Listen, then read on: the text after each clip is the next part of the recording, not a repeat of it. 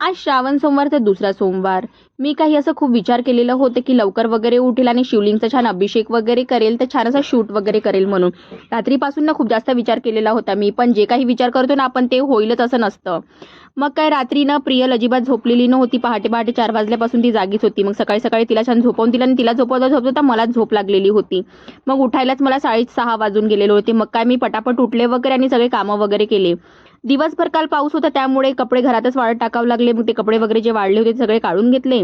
आणि आज तर माझा उपवास होता, श्रावण सोमवार पण आणि एकादशी पण. त्यानंतर आपल्याला किती उपवास असो तर घरच्यासाठी तर स्वयंपाक करावंच लागतं ना. नंतर मग मी प्रियल, रुहानी आणि पप्पांसाठी स्वयंपाक वगैरे छान करून घेतला आणि पटकन आंघोळ करून घरच्या झाडाची छान फुलं वगैरे तोडली आणि पूजा वगैरे करून घेतली. खरंच पूजा वगैरे केल्यानंतर ना दिवस इतका छान जातो ना की जितकं काही थकलेलं असतं ते सगळं असं दूर होऊन जातं. तर आजच्यासाठी इतकंच होतं. जर तुम्हाला माझा व्हिडिओ आवडला असेल तर लाईक, सबस्क्राईब, शेअर, फॉलो नक्की करा.